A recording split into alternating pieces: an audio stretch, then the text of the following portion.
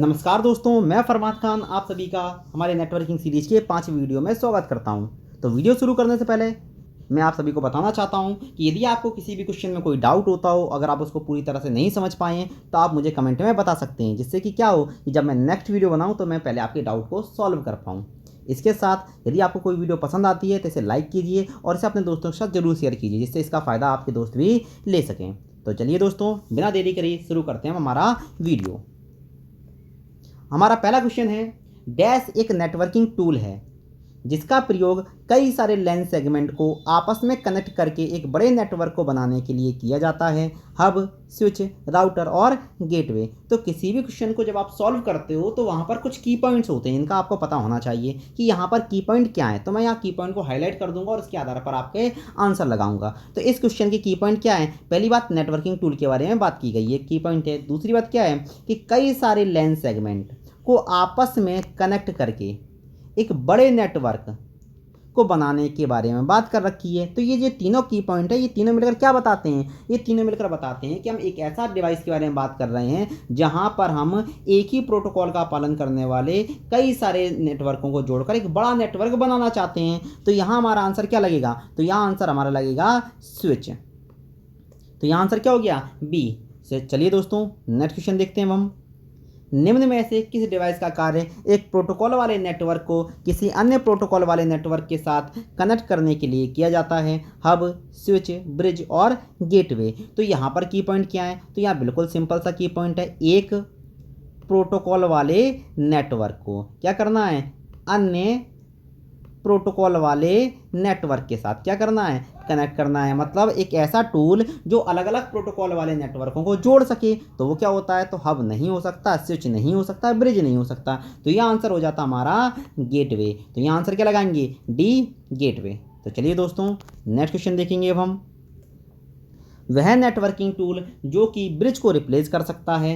Hub, switch, bridge और gateway. तो bridge को रिप्लेस करने के बारे में बात की गई है और ब्रिज को वही रिप्लेस करेगा जो ब्रिज की तरह ही कार्य करता है। तो जो स्विच डिवाइस होता है, स्विच का एक अन्य नाम है मल्टी पोर्ट ब्रिज। तो अगर हम स्विच के बारे में बात कर रहे हैं तो इसका मतलब क्या हुआ कि मल्टी पोर्ट ब्रिज के बारे में बात कर रहे हैं, मतलब ये ब्रिज ही है। मतलब अगर हम चाहें तो ब्रिज को हटाकर क्या लगा सकते हैं? मल्टीपोर्ट ब्रिज लगा सकते हैं, जो कि रियल में क्या है? स्विच है। तो यहाँ आंसर हो जाएगा हमारा बी, स्विच। तो चलिए दोस्तों, नेक्स्ट क्वेश्चन की ओर चलेंगे हम। वह डिवाइस जिसका इस्तेमाल सिग्नल को रीजनरेट करने के लिए किया जाता है? हब, स्विच, रिपीटर और एम्पलीफायर। तो यहाँ पर की पॉइंट क्या है? सिग्नल को रीजनरेट करना। भाई सिग्नल को क्यों रीजनरेट करने की आवश्यकता होती है? तो सिग्नल को जब भी लंबी दूरी तक पहुंचाना है तो हम उसको रीजनरेट करना चाहते हैं। तो सिग्नल को लंबी दूरी तक पहुंचाने का कार्य या तो रिपीटर करता है या फिर एम्पलीफायर करता है। अब यहाँ पर दो आंसर निकल के आ रहे हैं और हम जानते हैं कि हम जिस तरह के एमसीक्यू सॉल्व करते हैं वहाँ पर आंसर केवल एक होता है। तो यहाँ तो सी आंसर है या फिर डी आंसर, दोनों तो आंसर नहीं हो सकते। अब क्या आंसर होगा?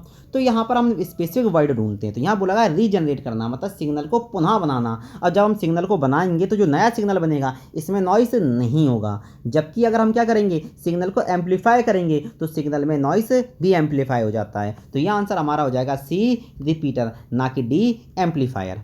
तो चलिए दोस्तों, नेक्स्ट क्वेश्चन की ओर चलेंगे अब हम। एक ऐसा नेटवर्किंग टूल जिसके द्वारा डेटा पैकेट्स के लिए शॉर्टेस्ट पाथ को सिलेक्ट किया जाता है तथा राउटिंग की प्रक्रिया पूरी की जाती है? हब, स्विच, राउटर और एम्पलीफायर। तो क्वेश्चन में क्या की पॉइंट है? शॉर्टेस्ट पाथ को सिलेक्ट करना और राउटिंग की प्रक्रिया। तो हम दोनों चीज़ों को समझ लेते हैं। तो शॉर्टेस्ट पाथ का मतलब क्या होता है? तो यदि हमारे पास डाटा को डेस्टिनेशन तक भेजने के लिए हमारे पास बहुत सारे रास्ते हैं, तो इनमें से कौन सा रास्ता सबसे छोटा है, सबसे मुफीद है? तो ये चीज़ क्या कहलाती है? शॉर्टेस्ट पाथ को सिलेक्ट करना। अब राउटिंग की प्रक्रिया क्या होती है? तो राउटिंग की प्रक्रिया को हम एक अलग वीडियो में समझने वाले हैं। तो हम यहाँ से क्या देख रहे हैं कि शॉर्टेस्ट पाथ को सिलेक्ट करने का कार्य कौन करता है, तो और राउटिंग की प्रक्रिया कौन करता है? तो ये दोनों ही टर्म हमें किसकी ओर इंडिकेट करते हैं? ये दोनों ही टर्म इंडिकेट करते हैं हमें राउटर की ओर। तो इसका आंसर हो जाएगा हमारा सी, राउटर। तो चलिए दोस्तों, नेक्स्ट क्वेश्चन की ओर चलेंगे अब हम।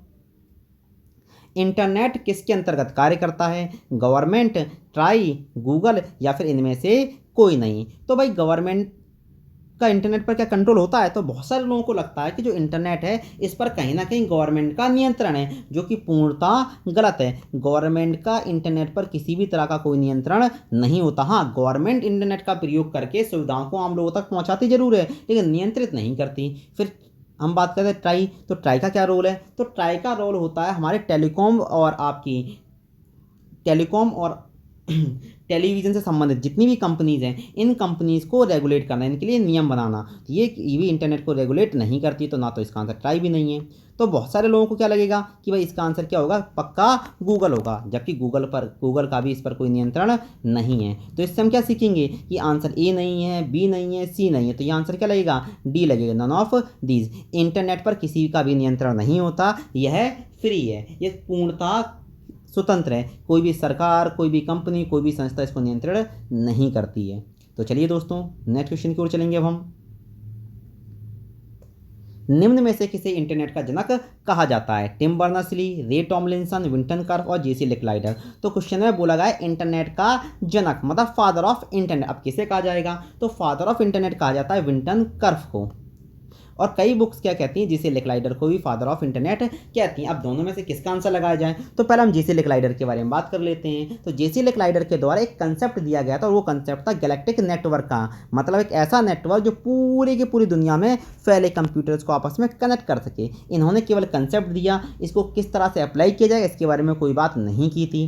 जबकि विंटन कर्फ ने क्या किया, इन्होंने 2 प्रोटोकॉल बनाए, इन्होंने और इनके साथी ने, विंटन कर्फ और बॉब एलन, इन दोनों ने मिलकर टीसीपी और आईपी का आविष्कार किया। और टीसीपी और आईपी के आविष्कार ने कॉम्प्लेक्स नेटवर्क की अवधारणा को संभव बनाया। अर्थात जो इंटरनेट आप देख रहे हैं, इसकी बेसिक बिल्डिंग, इसकी जो नींव है, वो नींव किसने रखी थी? विंटन कर्फ के टीसीपी और आईपी प्रोटोकॉल के द्वारा ही रखी गई है। और यही वजह है कि विंटन कर्फ को हम फादर ऑफ इंटरनेट कहते हैं, जेसी लिकलाइडर को नहीं कहेंगे। तो यहाँ आंसर हम क्या लगाएंगे? तो यहाँ आंसर हम लगाएंगे सी, विंटन कर्फ, ना कि जेसी लिकलाइडर। तो चलिए दोस्तों नेक्स्ट क्वेश्चन की ओर चलेंगे। वह पहला एजुकेशनल नेटवर्क जो कि यूनिवर्सिटी के लिए बनाया गया था, आर्पानेट, एनएसएफ नेट, इरनेट और इंटरनेट। तो हम जानते हैं कि पहला नेटवर्क के बारे में बात करें, हम किसके बारे में बात करें? पहले नेटवर्क के बारे में, तो होता है हमारा आर्पानेट। लेकिन यहाँ तो हमने एजुकेशनल के बारे में बात कर रखा है, तो आर्पानेट आंसर नहीं होगा। अब हम देखेंगे कि दुनिया का पहला एजुकेशन नेटवर्क था क्या। तो आर्पानेट के बाद बहुत सारी यूनिवर्सिटीज़ ने ये सोचा कि वो भी अपना एक खुद का नेटवर्क बनाएंगे, जिससे क्या हो, वो आपस में इंफॉर्मेशन को, रिसर्च को शेयर कर सकें। और उन्होंने दुनिया का दूसरा एक नेटवर्क बनाया, और वो था कौन सा? NSF net, National Science Foundation network, जो कि क्या था? एक प्रकार का एजुकेशनल नेटवर्क था। तो यहाँ आंसर क्या हो जाएगा हमारा बी। अब इरनेट क्या है? तो इरनेट भी एक एजुकेशनल नेटवर्क ही है, परंतु ये इंडिया का है। ये कहाँ का है? हमारा इंडिया का, ये विश्व का नहीं है। तो इसलिए यहाँ पर हमारा आंसर क्या? इरनेट नहीं हुआ। और इंटरनेट के बारे में तो आप सभी जानते हैं। तो यहाँ आंसर आप क्या लगाओगे? यहाँ आंसर हम लगाएंगे B, NSF net, National Science Foundation network. तो चलिए दोस्तों नेक्स्ट क्वेश्चन देखते हैं। निम्न में से किस टूल के द्वारा आईपी एड्रेस को प्रोसेस किया जाता है? हब, स्विच, राउटर और गेटवे। तो यहाँ पर अगर आप थोड़ा सा ध्यान दें तो क्या बोला गया? आईपी एड्रेस को प्रोसेस करने के बारे में बात की गई है। तो यदि आपने मेरा पिछला वीडियो देखा है तो मैंने आपको कुछ पॉइंट बताए थे। यदि नहीं देखा है तो आप इस वीडियो को यहीं पर पॉज कीजिए, पिछला वीडियो देखिए और दोबारा इसको सॉल्व कीजिए, ठीक है। तो यहाँ आईपी एड्रेस को प्रोसेस करने का काम कौन करता है? वो करता है हमारा राउटर। तो यहाँ आंसर हम लगाएंगे सी, राउटर। तो चलिए दोस्तों नेक्स्ट क्वेश्चन की ओर चलेंगे हम। निम्न में से कौन आईपी एड्रेस की क्लास नहीं है? Class C, class D, class E और क्लास एफ। तो आईपी एड्रेस में हम जानते हैं कि बहुत कम आईपी एड्रेस को हमने क्या कर रखा है? कई सारे क्लासेस में डिवाइड कर रखा है और इनकी संख्या है कुल 5। अब वो 5 कौन कौन होते हैं? ए, बी, सी, डी और ई। तो मैं देख रहा हूँ कि यहाँ पर सी ऑप्शन में दिया गया है, डी ऑप्शन में दिया गया है, ई ऑप्शन में दिया गया है। मतलब सी क्लास होती है, डी क्लास होती है, ई क्लास होती है, एफ क्लास नहीं होती। और हमसे क्या पूछा गया है? एफ कौन सी नहीं है। तो यहाँ आंसर हम क्या लगाएंगे? यहाँ आंसर हम लगाएंगे क्लास एफ। तो आंसर हो गया डी। तो चलिए दोस्तों नेक्स्ट क्वेश्चन देखते हैं हम। आईपी एड्रेस का वह क्लास जो कि रिसर्च व एक्सपेरिमेंट के लिए यूज़ किया जाता है? बी, सी, डी और ई। तो क्वेश्चन में क्या बोला गया है? रिसर्च व एक्सपेरिमेंट के लिए यूज़। तो आईपी एड्रेस की जो 5 क्लास हैं, इनको हमने अलग अलग काम दे रखे हैं। क्लास ए, क्लास बी और क्लास सी, इन तीनों का इस्तेमाल सामान्य पर्पज़ के लिए किया जाता है, सामान्य कार्य के लिए किया जाता है। मतलब हम और आप जैसे लोग इसका इस्तेमाल करते हैं। जबकि क्लास डी और क्लास ई क्या है? रिजर्व हैं। अब कहाँ रिजर्व हैं? तो क्लास डी रिजर्व होती है हमारी मल्टी कास्टिंग के लिए, जबकि क्लास ई रिजर्व है हमारी किसके लिए? रिसर्च व एक्सपेरिमेंट के लिए। तो यहाँ आंसर हमारा हो जाएगा क्लास डी, क्लास ई, ऑप्शन डी। तो चलिए दोस्तों नेक्स्ट क्वेश्चन की ओर चलेंगे हम।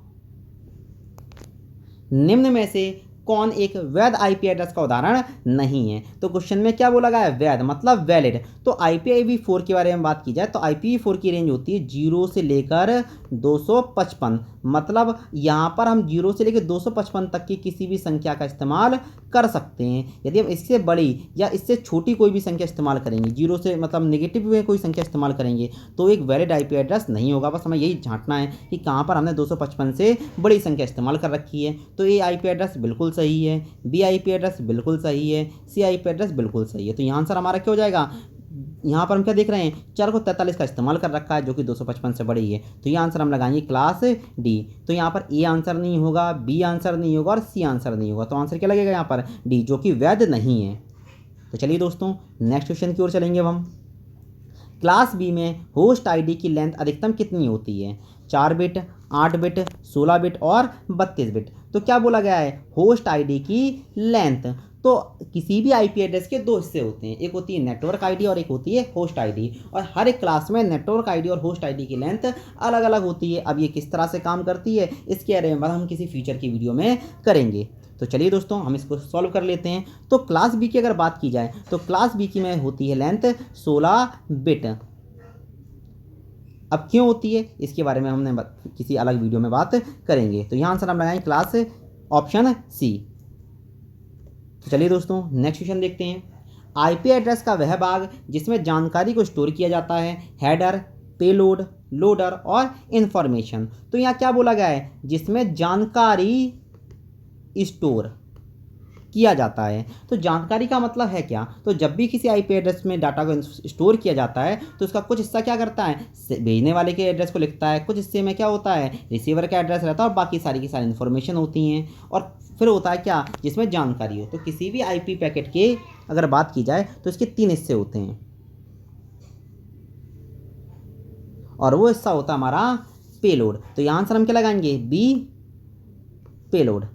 यहाँ पर आईपी एड्रेस के साथ नहीं, यहाँ पर आईपी डाटा पैकेट होना चाहिए। क्वेश्चन में आईपी एड्रेस की जगह पर क्या है, यहाँ हम डाटा पैकेट्स के बारे में बात कर रहे हैं। तो क्वेश्चन क्या है कि डाटा पैकेट का वह भाग जिसमें जानकारी को स्टोर किया जाता है। तो डाटा पैकेट के 3 भाग होते हैं, हेडर, पेलोड और ट्रेलर। तो यहाँ आंसर हम लगाएंगे बी, पेलोड। तो चलिए दोस्तों नेक्स्ट क्वेश्चन की ओर चलेंगे हम।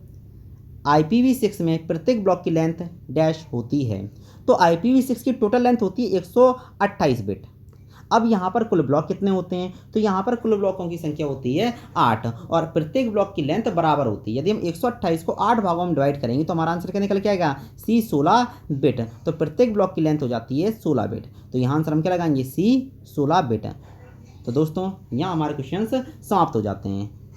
यदि आपको ये वीडियो पसंद आया हो तो इस वीडियो को लाइक कीजिए, दोस्तों के साथ शेयर कीजिए और कमेंट जरूर कीजिए, जिससे कि मेरा मोटिवेशन लेवल बना रहे। अब हम मिलते हैं हमारी नेक्स्ट वीडियो में, तब तक के लिए नमस्कार।